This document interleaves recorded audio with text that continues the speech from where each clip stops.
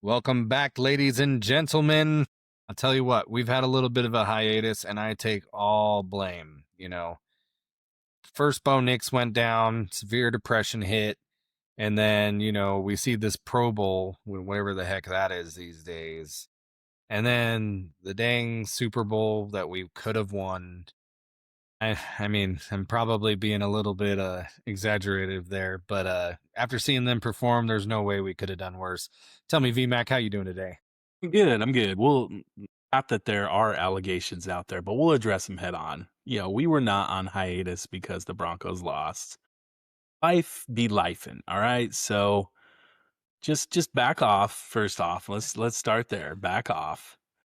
We'll break down, our take on it. We'll break down this Super Bowl where we helped the Seahawks get to the darn Super Bowl. They had two starters based off our trade, and both of them played well, by the way.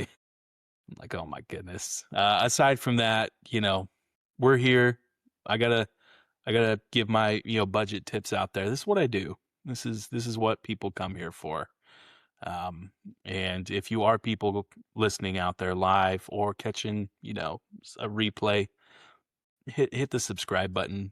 Soon as we get to 50 subs, we're gonna travel to Serbia. Maybe not, but I'm just throwing that out there. So budget tips for Valentine's.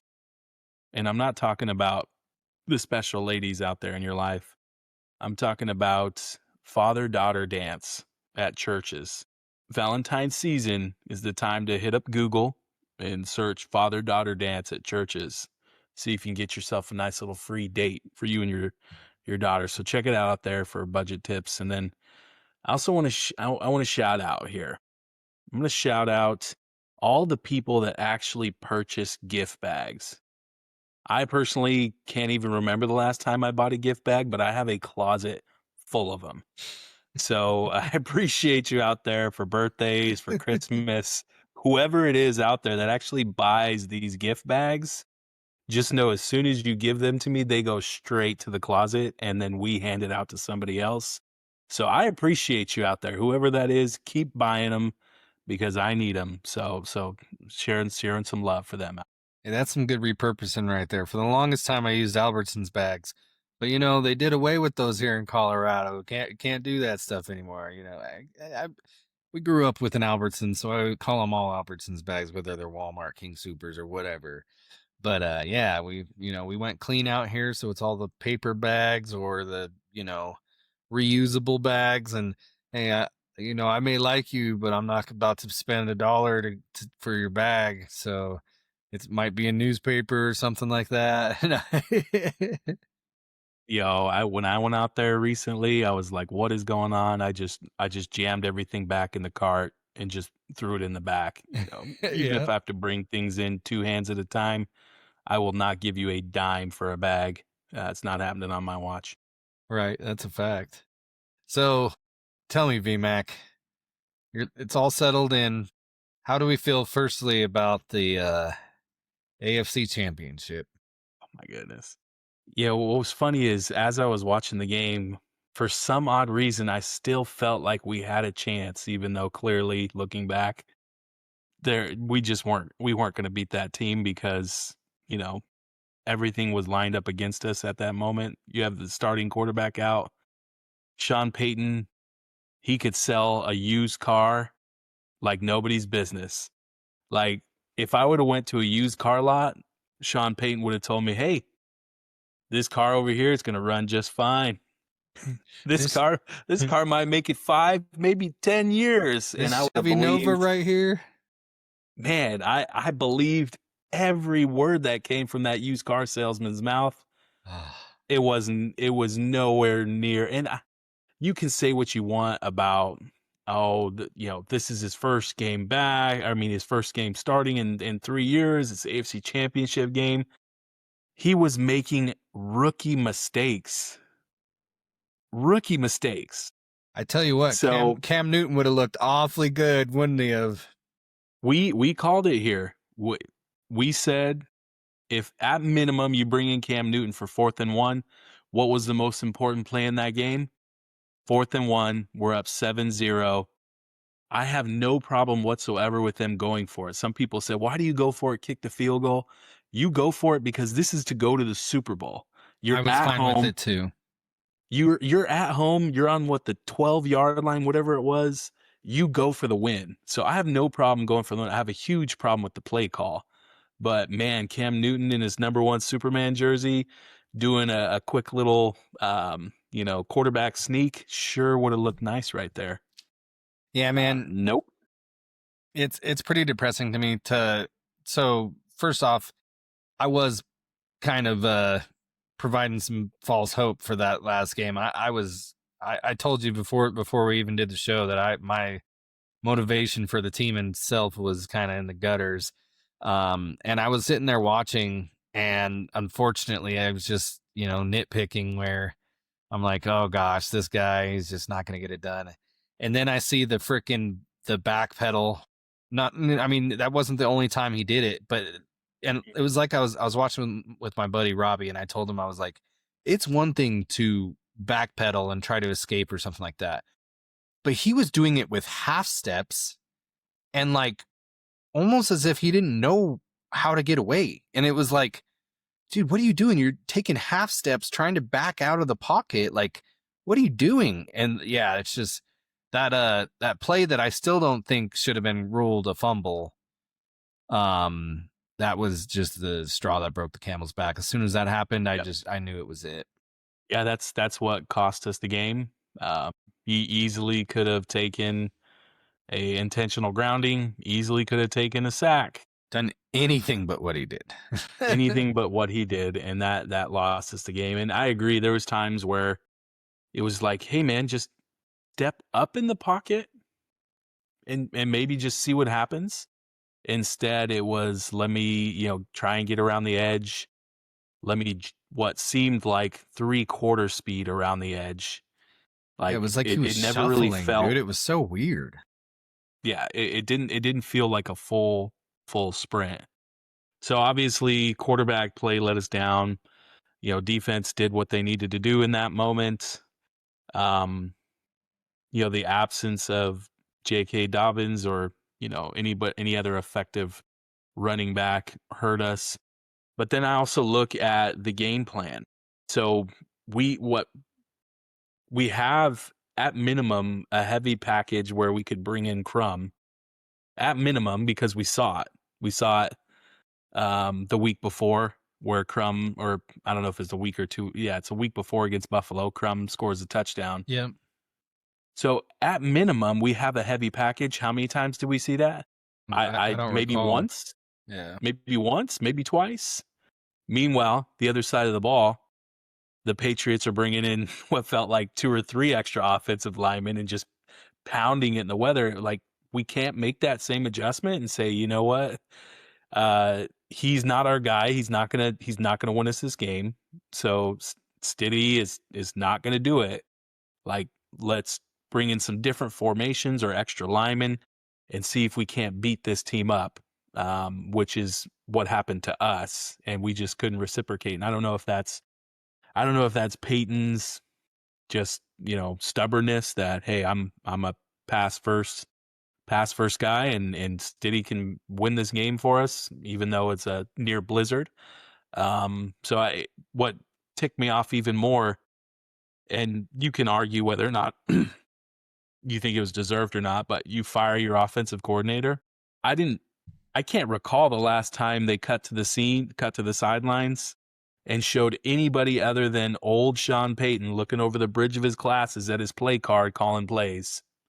Yeah. I cannot remember the entire season anybody but him calling plays. 2, you sold this whole thing of, hey, the first free agent I signed was Stiddy. You clearly didn't prep him the way everybody said you were prepping him, because he looked like a deer in the headlights out there. And then you fire your offensive coordinator. Make it make sense for me, Bronco fan. Yeah, I mean, it's hard to say whether the move was specifically so they could keep Webb, which I don't get why Webb is such a hot name. Apparently he interviewed for like 3 head coaching jobs when he was just a QB coach and he's like 27 years old. Like, it's kind of wild to me. But you had mentioned how Sidham looked like a rookie. And I'm going to bring up an actual rookie that unfortunately has never played in the snow because this was a winter that was not very cold this year. Man, RJ Harvey didn't know how to run in the snow, man. He would like try to slow down so he could like make a cut or anything. Meanwhile, the guys are just running straight at him and tackling him. That really hurt to see because, like, I pictured in my mind, CJ Anderson hitting the corner and just going, and RJ just does not know how to run in snow yet, and it really freaking hurt, and it's just very bad timing. Also worth mentioning, and what kind of frustrated me was, so like watching the difference between the Broncos game and the Seahawk game, I saw kind of a big difference between our two defenses. We were able to limit the Patriots to what was it? I don't even remember now. It was like it was 10 points. I can't remember, right? 10? Yeah. It was 10 points. So we limited them to 10 points, which is great and everything like that. But I tell you what, we didn't get near the pressure that Seattle did. True. He was freaking rattled in that game, in that Super Bowl.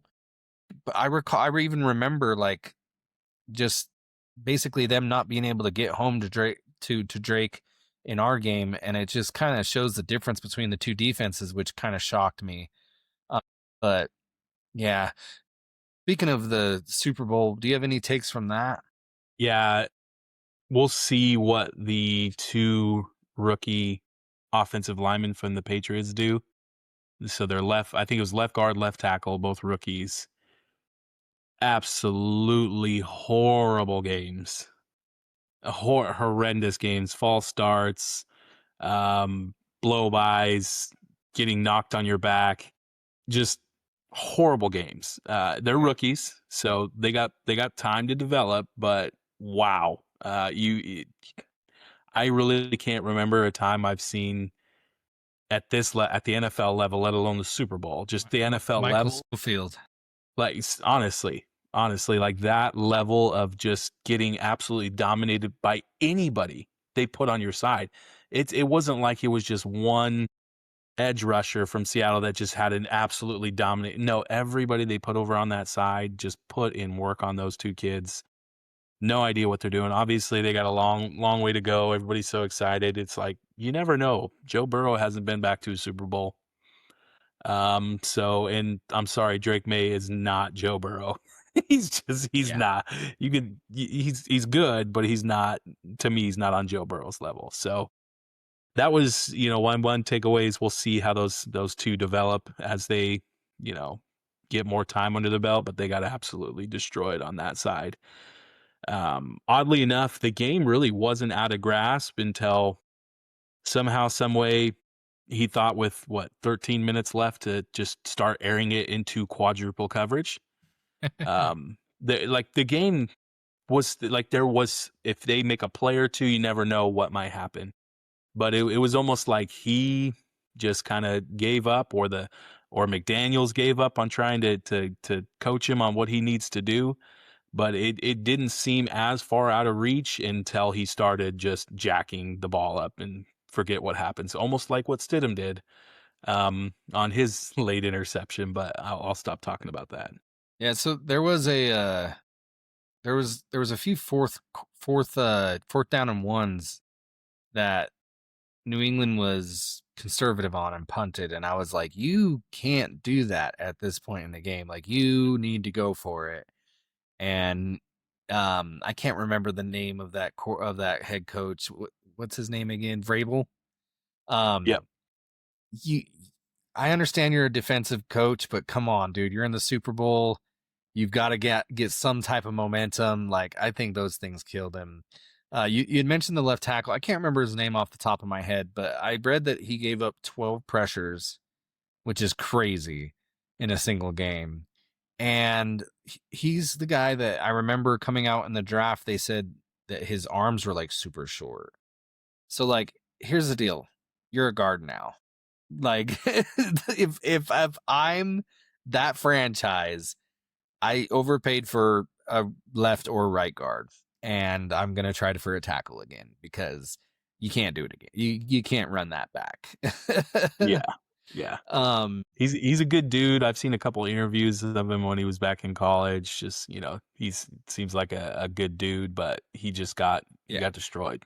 yeah, but I mean, in my opinion, it's just like short arms don't work in the NFL for a tackle Yeah. because a tackle needs their box is just so much wider than a guard is, and they just need to be able to cover more ground. So that's why I would say I'd move him. But to tell you the truth, Seattle, like, I don't think. I mean, I basically they just needed to make sure not to beat themselves in that game Oh yeah. because New England was just that bad, and it was probably the most boring Super Bowl I've ever seen. I'm sure there's some that are maybe more boring, but as far as the product on the field, it was tough to watch. Yeah. I mean, I'm glad we didn't go there with Stidham because it would have been another 43-8 type situation. Probably right. But Bo would have been I back. wish I Remember? wish we would have had Remember your Bo. I would. conspiracy? No. Hey, he may have found a way to get out there, shoot him up with some cortisol. Um, but it was you have a MVP who didn't score a touchdown, so the most valuable player of the Super Bowl didn't even an offensive player didn't even score a touchdown. So right there, that kind of tells you how exciting the game was. They gave an MVP to a guy who didn't even score a touchdown. I tell you what, though, he was brutal. Well, he deserved it. I'm not saying he didn't deserve it. He was running so well. He's a free agent this year. Yeah. You had a kicker who broke the record. I think he broke the record for most field goals in the Super Bowl. So that tells you how exciting it was. Exactly. Yeah. We'll never know, but the Super Bowl should have been, Broncos Seahawks. If you even go far back, nobody will ever talk about it, but the Seahawks 2-point conversion against the Rams in the regular season, where the ball hits the ground and Charbonnet picks it up and runs in, and nobody was even doing anything. That gave them home field advantage, in the conference championship over the Rams. Yep. Which, playing in Seattle, no doubt, is tough to play. Yeah. Because, I mean, everybody was talking about that defense, but Stafford put up 500 yards 2 weeks earlier. I know Puka, Stafford, and Devontae is, that's a formidable offense, but it's the defense wasn't complete world beaters against everybody. Stafford showed that. Yeah. Is Bo Nix Stafford? No, but, could he have made a better performance than Drake made it? I think so, if he's healthy. Yeah. I think it would have been a much better Super Bowl. Yeah, and part of the reason why I was just so gut-wrenched when Bo went down was specifically because they found the way to put themselves in the number one spot. And I mean, you've probably heard me say it before. I do think seeding matters. I do think that those things are important, and it's going to be so tough to get that particular situation again. And the same goes for the Nuggets, which we're going to be switching to in a moment. They are going to not be playing with the top seed, and it just makes the road so much harder.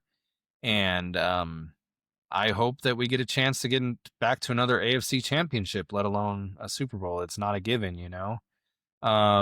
So yeah, that's just what's so tough. And honestly, with Bo's injury, who knows what kind of health he's going to be dealing with the rest of his career. So, yeah, definitely wasted year, unfortunately, in terms of that timing. But I tell you what, I stand by. I think Cam Newton would have won us that game. If he was the starter, I just don't think you could do quarterback counters, quarterbacks. You know what I mean? Good luck stopping Cam for at least 2-3 yards. But I don't know. At minimum, he would have got us that first down. At minimum. Yeah. So and whatever else happens in that game, I don't know. But at minimum, he gets us that first we would have down. had someone to turn to when the backpedal fumble happened. But anyways, I digress. We got the Nuggets. They are actually, I don't know, they're kind of like a cardiac team in terms of I feel like they're going to pull off some dubs, and then they end up losing it in the final seconds. But overall, they did well with Jokic out, and then kind of some bumpy roads right now. Title of the stream is Watson down. Unfortunately, it seems like he's going to be out a month. At least that was the last thing I had seen. This team just can't get right, if you get what I mean. But as far as the recent stretch, you got any takes on that? Yeah, so 35-20 heading into the All-Star break. So, no matter what way you slice that, on pace for 50 plus wins, right? They win what if they go 15-12 the rest of the season, which I don't think that'll happen. I think they'll probably be more in like that 55. 20, like maybe 19-8, 20-9 type stuff. They're on pace for a 50 plus win season. So no matter what way you look at it, with all the injuries we've had, you can't be too dissatisfied with that. The challenge we have is all year we were supposed to be building chemistry with a mostly new roster, in the sense of you have a lot of new faces. Yeah. And we've maybe had 10 games with our entire team, if that. I don't even know if it'd be 10 games. With the people we want to play. And now you're in a space where it's like you don't want to rush Gordon back because he's messed his hamstring up twice now. Jalen Williams, by the way, for OKC, just did the same thing, blew his hamstring out twice now in a month span. So you don't want to rush him back, but you want to build chemistry going into the playoffs. You don't want to rush Peyton Watson back, but you want to build chemistry going into the playoffs. So it's going to be tough to make the judgment call on when to bring them back and when to start gelling, because you also want to start shrinking, your players a little bit. Like, as much as I love seeing Pickett getting some minutes when everybody was hurt, like, do we really expect Pickett to come in against OKC?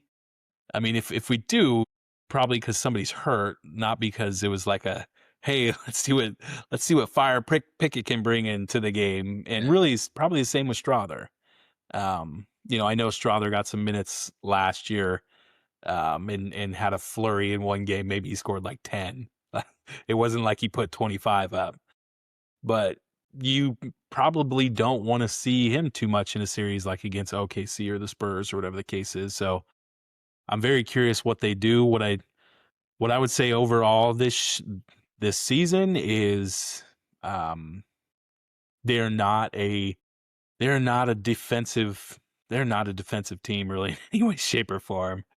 Their perimeter defense is just incredibly bad. Yeah, we might be the top in the NBA for threes, but I wouldn't doubt if we're also near the top in threes allowed, because they cannot play perimeter defense very well. Jokic, I'm hoping just as he gets back from his injury, gets in a little better shape, can not sag so much, because he likes hanging back a little bit. But like, again, teams are taking advantage of it, and they're just jacking threes up. There's a lot going on. There's about 20. What did I say? There's 22 games, 22 or what? Where are they at? 35. So 27 games ish left until the playoff. So, what do you think? Yeah. So, I mean, first and foremost with the defense, it definitely is hard to tell because, I mean, most of the guys that, we rely on for actually being like our defenders have never really been on the court all together at once, if you get what I mean. So, like, with Aaron Gordon out, with Christian Brown out, with Cam out, those would be our three guys that would kind of help to limit those things. So it's hard to tell. Now, am I saying that would push them up to a top 10? No. But it would moderately make them better. And you know how threes are. You limit a little bit of it, and it kind of has an exponential effect in terms of less momentum from the other team and things of that nature. So, like I said, I don't think we're going to be world beaters or anything like that, but I think we're going to move up to maybe middle of the pack once we get a full rotation, if we get a full rotation. Just because of the hustle of Aaron Gordon and Cam and Christian put together. Now, Yeah. if Christian continues his struggles when Peyton Watson comes back, do I want to see him in the starting lineup? Yes. Like, yes. I, I, it just sucks because I feel like we're going to lose him this summer. No Yeah. choice in the matter. Another thing that really sucks is there was some really good names on the buyout market, and ownership's not willing to put money down. I don't, I don't understand. Like, I do under. So you and I had talked briefly about the trade that happened. I actually called it before it even happened. Hunter Tyson for cash. And that's what ended up going down. They sent off a second round or two. I think it was a second round swap, basically. And that just basically got him underneath the apron. And I understand you don't want to be a repeat offender next year because no matter what, you're going to be in the luxury next year because of the contracts that you've put together. So I understand why the move was made. And I don't understand how NBA cap works in terms of if the league, like basically if you get penalized for things that happen after the trade deadline. I don't know. But man, one of the there's guys out there that could make this a contender. Like, can you imagine? I know he's young and probably not a good piece at the moment, but like Sotan or whatever his name is, like just the energy the guy provides, like Yeah. 22 years old, he could be a mainstay if you just, took a flyer. But I mean, he's not even the main name. There's like I'm gonna butcher his name. I think he's like Chris Boucher or something like that. I can't remember if that's his name or not, but he's a power Yeah. forward. You're right. He's a power forward, and that would be. I mean, when Aaron Gordon's out, it seems like we have a hole there. So there's just so many needs that. Well, I shouldn't say so many needs. This year we're more well prepared if health smiles on us than we have been in previous years. And I tell you what, the unsung hero, and I think you and I talked about this a while back, is Tim Hardaway Jr. Like just pure consistency from the guy. He just kind of does what we need, and he's just stepped up so big in everybody's absences. So I'm just thankful we were able to get that good of a shooter off free agency for pennies on the dollar, if you get what I mean. Yeah. And he takes the challenge defensively. He doesn't he doesn't shy or back down or ole anybody. I wonder Just I wonder if they'll end up putting him in the starting lineup in the playoffs, or if they want to make sure they get that spark. tough to say. I'm very curious where they're at, and you bring up a great point, right? So if we have Christian Braun healthy, Peyton Watson healthy, Aaron Gordon healthy, and Cam, the defense does look a lot different with those guys. It just does, and you can throw Spencer Jones in that mix. After he's no longer a two-way guy. They Yep. they officially signed him. Yep. They have to respect him on that baseline, and right now defenses don't have to do that with the two-man game between Jokic and Murray. So it's putting a lot more stress and pressure on Jokic to, navigate traffic as he gets into the paint versus when Aaron Gordon's back there, just, lob city. So that'll be something I'm looking forward to once he gets healthy. Like you said, hopefully he gets healthy. The piece that we have 3 more games against OKC. And the one game we just played against, we just got absolutely dominated, which seems to be what happens to us on our home floor anyways. Hmm. Jokic was taken completely out of his game. And I get he's coming off injury and whatnot, but Hartenstein and Williams, and to a degree Chet doesn't really mix it up with Jokic too much. He was more busy trying to get them fouls or get calls against them than he was playing the darn game. So I really hope as the OK series and games that come up again, we see a different Jokic who's not taking things personally to go after them. He's taking things personally to win. That's what I want to see. I can't remember what it was, but they made a trade too for a big man. Was it Plumlee? Yep. Yep. See, and like to me, that's an under the radar move. Like that doesn't move the needle to a lot of people, but to me, it does. when we struggled against the Lakers in the Western Conference Finals, they just kept throwing bigs at Jokic. It didn't matter, just all game, you're going to face two bigs all game. And Mm-hmm. I think that is a recipe for success against the Nuggets. So I'm definitely, you know, it concerns me more about that matchup. Not that I didn't have concerns, I just more or less mean that I think that they're even tougher out now. So we got to hope to get that 2 seed and then just basically square off against them in the Western Conference Finals and hope we can punch them right in the mouth. That's just basically the hopes right now.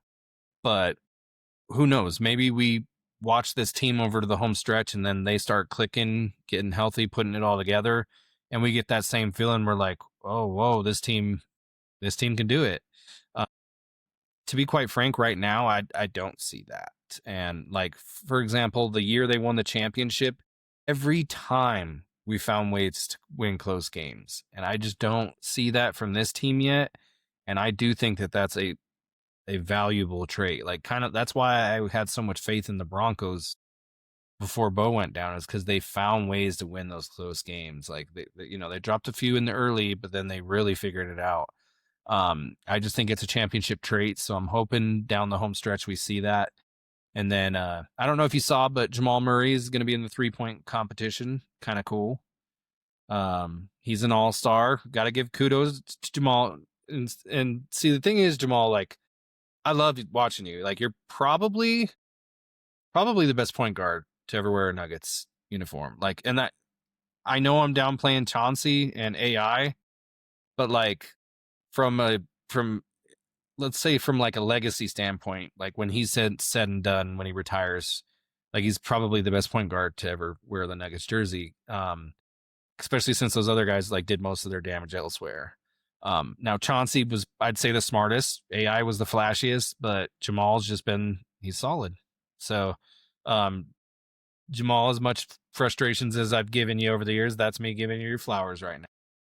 Well, we called them out right early in the year, and we just asked for playoff level effort all year long, which is not easy to do. I'm not saying that there's a lot of guys in the NBA that can do that, but that's exactly what he's given this year. And he made an interesting comment. He said, "Hey, getting an All-Star is great, but I'm really, trying to go for All-Pro because, All-Star is an award for basically what you've done midway through the season, and All-Pro is for something you've done the entire season." So that was cool to hear, and I hope that he gets that because he's played really, really well. Did everything we needed from him when Jokic went down. Still is playing consistently when Jokic is back. So if they're going to turn it on, right, this is typically when teams turn it on. Like after the All-Star break, this is where you got to be playing your best basketball. You're all right. All the funny games from the first half of the season are done. It's time to lock in, as the kids say. It's time to lock in. Well, time to lock in, boys. Like, you got some tough games coming up. Like you said, you got OKC 3 times. I believe Lakers a couple times. I think we're done with the Rockets. I'm sure we play the Spurs a couple more times. And those are your barometers. If we get blown out in those games, it's not a good look. Healthy or not, there's no reason we should be getting blown out really in any game as long as you have Jokic and Murray on the floor. Yeah. Yeah, that's awesome to hear that was his approach to All-Pro as opposed to All-Star. Because here's my mindset on the new Murray is what I'm going to call it. If he's used to this being his average and this being his floor, well, then when he actually steps his game up, it's going to be another level. And I think that he's not going to basically shrink back down to below average play in the playoffs if he's used to maintaining this caliber of play. So really hopeful on that, and definitely looking forward to the playoffs to come if that's his mindset on everything. Because I think we're going to see potentially his best playoff run, even though that's hard to say with the bubble run that he had. Right. Well, let me run you The through the games. consistency is key. Yeah, right. Can you maintain this? Because we know we've seen it from Minnesota, we've seen it from OKC. They're gonna pick him up full court, and he's either got to find a way to fight through it, or we got to figure out a different strategy to keep his energy level there. But I'm curious. Let me run you through the rest of our games here, and just give me a quick win loss. We got at Clippers, Win, at Portland, win, at Golden State, win. home versus Boston. I'm gonna give it a loss there. Okay, 3-1. At OKC, Loss. 3-2. At home versus Minnesota. We've been playing that crap at home. I'm giving it another loss. Okay. At Utah, Win, at home versus LA, win. at home versus New York, Loss, at OKC, loss. home against Houston, Win. at San Antonio, I'm gonna give it another loss. at LA, Win, home against Philly, win, at Memphis, win, home against Toronto, win, home against Portland, win, at Phoenix, win, home against Dallas, win, home against Utah, win, home against Golden State, win, at Utah, win, home against San Antonio, loss. home against Portland, Win, home against Memphis, win, home against OKC, loss. and at San Antonio. I feel like that was way too many games. That's what we got left. Loss. So I think I had 18 wins and 9 losses, I think. That's right? Because 27 games left, right? Yep. So I mean, if we play at that clip, that'll work. Put us at a 53 win team. Yeah. Which I think is You reasonable. see though that we have some tough games. There's some coming very up. tough games. So like for example, some of those like I just feel confident against the Lakers. I know you don't. But I also feel confident against the Rockets, and I know that's probably a flip for you. I do not feel confident against the Spurs. I think that their speed, Wemby and their speed. I told you when they got De'Aaron Fox that I hated that because he's one of the few point guards that Jamal Murray cannot keep up with. And we honestly just don't have a guy that's fast enough for him. So we're gonna play him 3 times. So yeah. I tell you what though, if we can somehow leapfrog the Spurs, I'm gonna be really happy with the 2 seed. Like it's just gonna be tough to leapfrog the Spurs. It's kind of crazy that Wemby's already arrived. I expected it to take a few years. I guess is this his 3rd year? It is, right? Yeah, because he was injured basically all that of whole last first year. Or that was his 2nd year, right? That he was injured? One of them, he missed basically a whole season. Yeah. Yeah, I think he's in his 3rd year, which I guess it makes sense. But geez, man, like, and the thing that separates him is, how he works on his body and stuff like that. He, like, you always see him stretching, you always see him doing interesting things to kind of keep limber. I think the guy's just going to be really freaking good, and we're all going to be dealing with that for. Luckily, you know, our windows when he's in his prime, our window's going to be closed. Yeah. So we won't be crying about it too much, but yeah. So we're 4 games back from him in the loss column. Yeah. Play them 3 times, so you can obviously make up some ground there. And I agree, if we can play a play-in team instead of seeing what would be LA or Minnesota in the first round potentially, Yeah. I would much rather be playing Phoenix or Golden State than seeing Edwards or Luka in the first round. So Yeah. please, if we can find a way to not see those two in the first round, that'd be great. Yeah, But Minnesota yeah, still I scares maybe me. yeah. I mean, Uh, they've been to the conference finals 2 years in a row, yeah, Minnesota actually scares me. Well, they weren't to the conference finals last year. and the year before. For some, so for, I guess I'm mixing it up. My bad. But yeah, I could very well see Minnesota going all the way, and then everyone be forgetting all about the Thunder. You know what I mean? Because Yeah. like Ant is Yeah, just they that lost to good, Dallas. man. They lost to Luka 2 years ago. And then they lost to OKC last year.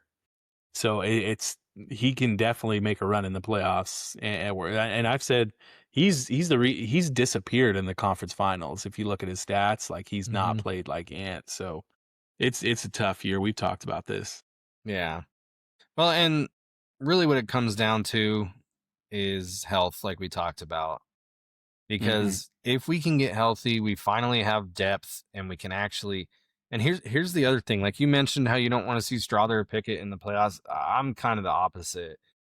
I want to see them for 5 minutes apiece. I want them to force. I want the Nuggets, like, so Adelman. I want him to force rest on the starters, because That's fair. I'm tired of seeing them just getting worn out, and then Game 7 they have nothing left, and Hmm. I don't want to see the same thing that I've seen the past 2 years happen again. That makes sense. I'm with you on that. Like we got to find a way to sit Jokic and like I don't understand why they don't just sit Jokic and Murray at the same time. Well, He likes to especially since the stagger them. stagger doesn't work very well. Like, it'd be one thing if No, Murray would just go off. He doesn't. So just rest both of them. Let Gordon, uh, Tim Hardaway Jr., like do a unique combo that doesn't require those two on the court, and then just let's be elite when they're on the court. But yeah, it's tough. Um, I can't remember who we're playing next. You already said it, didn't you? yeah, it's still after the All-Star break, so they're off until next week. Gotcha.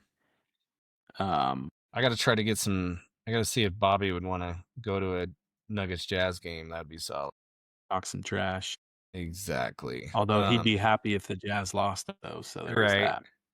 Oh, but he'd be elated if they won, though.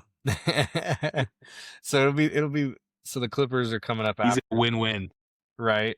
So February 19th, we got the Clippers. As far as the Broncos go, there's lots of free agents. We'll see who they decide to bring back. It's going to be interesting. It looks like they're sitting at about 29 million in cap, so not a whole lot unless they restructure some contracts or make some cuts or something like that. It'll be Yeah, interesting to see the offseason they got for them. yeah, they'll give it the Nuggets treatment of let's just run it back. Oh, I'd be sad because I feel like their ownership is just a little bit better, just a little bit. Not that the They got Crockies are yeah. bad. We could have a lot worse owners. We could have the Montforts in there, but I think This is true. they're willing to spend that money, Well, it's so funny. It's all Walmart money either way. So right? Yeah. So It's- so I know Crocky's just got his through, the family, not directly from it. He's got through it. right. I tell you what, Walton Penner, like I will go to Walmart and contribute as often as possible. Oh yeah. Like just as long as you make sure this free agency is nice and prime. Please, like you're there, you've seen it. And this is their last chance before we have to re-up Mr. Nix. So, Yep. cuz you don't want to let him go into what that would be his 5th year, not next year but the year following. Yeah. It'd be a 5th year option, and then you have to worry about whether the contract's going to be so outrageous that you won't even be able to have any rest of your team. Well, that's what I'm saying. They won't let it go to that option. They'll sign him in that 4th year at some point in time, mid season probably, and lock him up for the next 4 to 5. But yeah, I'll take a spending spree. I love spending other people's money. So Heck yeah. Well, guys, if you've made it to this point, make sure you're liking, commenting, subscribing, do all those things because, we're here for the people. We, as Vinny said, we're trying to go to Serbia and it requires a certain amount of subscribers. We need to try to bombard Jokic on his home court and play some pickup because I saw he did that a few times because I know Vinny's dying to post him up. We need either 50 subs or we need to win Mr. Beast's competition for a milli. So whichever one comes first. Yeah, we've got options on the table. The Winter Olympics are going on, so go ahead and catch that while the Nuggets are on a break and the Broncos are on a break. Um, you know, when in doubt, you can watch some curling. That's some riveting stuff. And they're with you. Right on, guys. Hey, thanks for joining us. I hope you guys have a great night, and until next time. Peace.